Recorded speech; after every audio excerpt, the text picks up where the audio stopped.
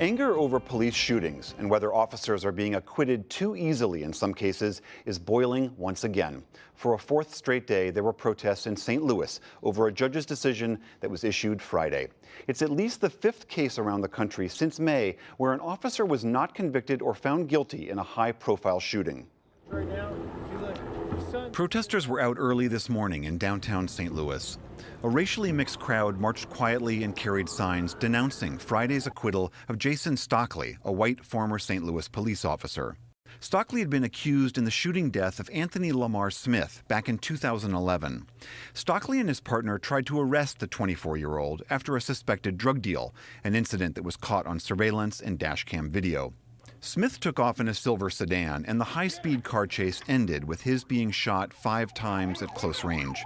The dashcam recorded Officer Stockley saying he would kill Smith, and prosecutors argued he planted the gun inside Smith's car after the shooting.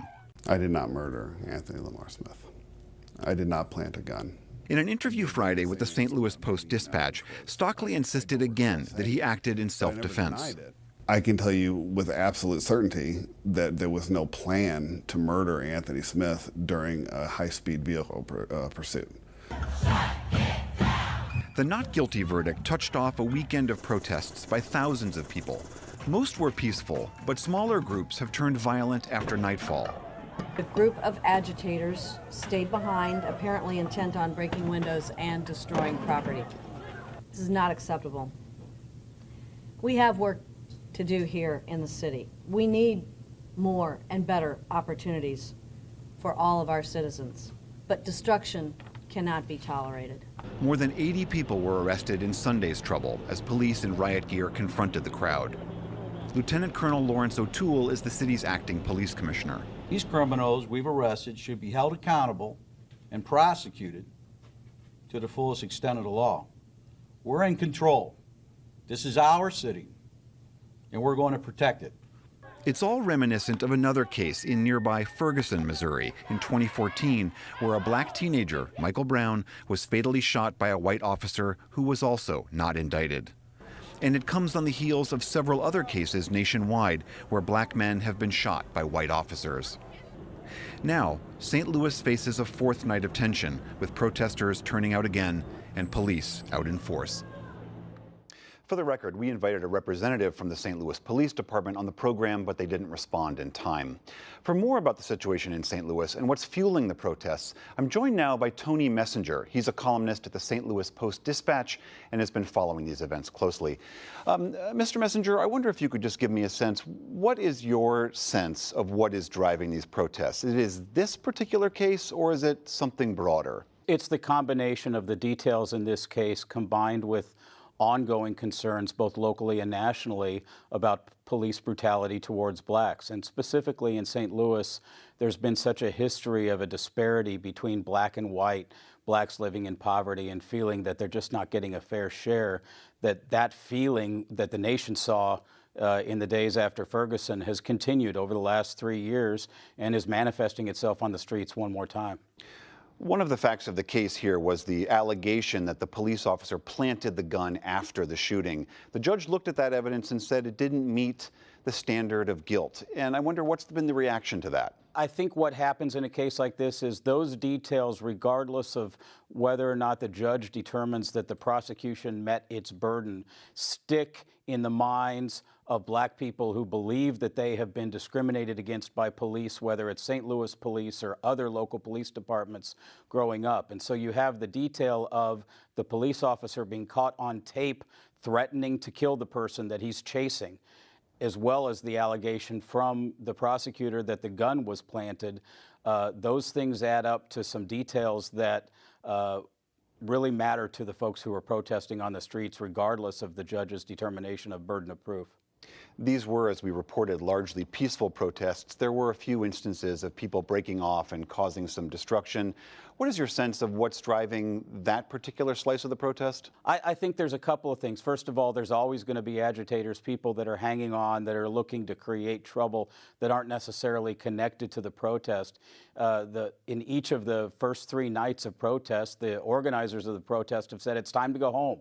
One protest leader who's a state representative said, let's leave as a family. But obviously not everybody left. And one of the things that I'm hearing from people and seeing in social media and other things is that some of the violence is a reaction to the police militarizing. It's a reaction to an aggressive police stance with police officers in riot gear circling around and arresting anybody who gets in their way. And so some of the reaction that you're seeing is, at least according to some of the protesters and folks on the street, a reaction to how the police are treating them.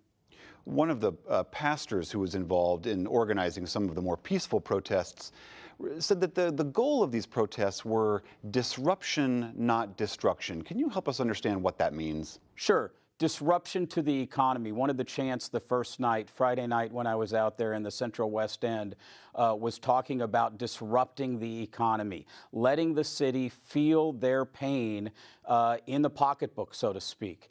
And so when they talk about disruption, they're talking about the idea of U2 and Ed Sheeran canceling their concerts, and the city reacting to that by losing money and saying, we can't lose money, so what are we going to do? Well, what the protesters hope they do is talk to them and meet to them and hear their grievances.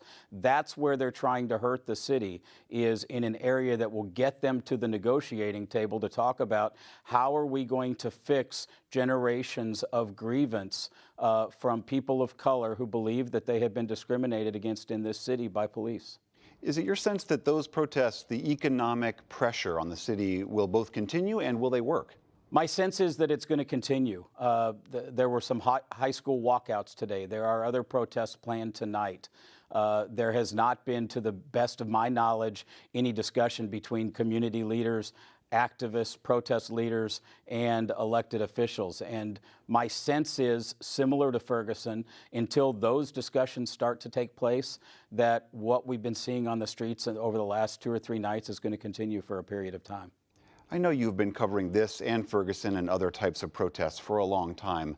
What is your sense about when does this cycle end? It seems like we've been having this argument that communities feel they're not trusted, they're treated poorly by the police. These horrible incidents occur, police don't seem to be held responsible, and the community erupts. How do we interrupt that cycle?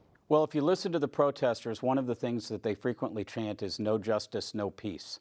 And so what they say is, it'll end when there's justice. It will end when police stop killing young black men. That's what they're telling us. The sense that I get 3 years after Ferguson is that not a lot has changed in our community. There have been some efforts at reconciliation and education, but the poor black people that I talk to regularly, that I write about in my column on a variety of issues, don't believe that they are a part of this economy, don't believe that they are full members of the community in some regard. And until that happens, until there's more trust between white and black, between police and the communities of color that they serve, then this sort of cycle is going to continue. As we mentioned, we asked to talk to someone in the police force, and they didn't get back to us in time. What is your sense of how the police view all of this? This particular case, but also the protests that have followed? There is a split within the police department as well, between black and white. There is a split between those quality police officers who believe in a higher level of training, and some of those who give the police department in St. Louis or St. Louis County or the multiple municipalities that we have around here a bad name. So within the police department there is somewhat of a split, but there is very much a divide between police and protester here. Last night, the interim police chief for St. Louis said that police owned the night. And last night, police were recorded on video chanting themselves, "Whose streets? Our streets," after they arrested some protesters, some reporters, some live streamers, and other people. So that divide between protester and police is very stark still. Tony Messenger of the St. Louis Post-Dispatch, thank you so much. Thanks for having me.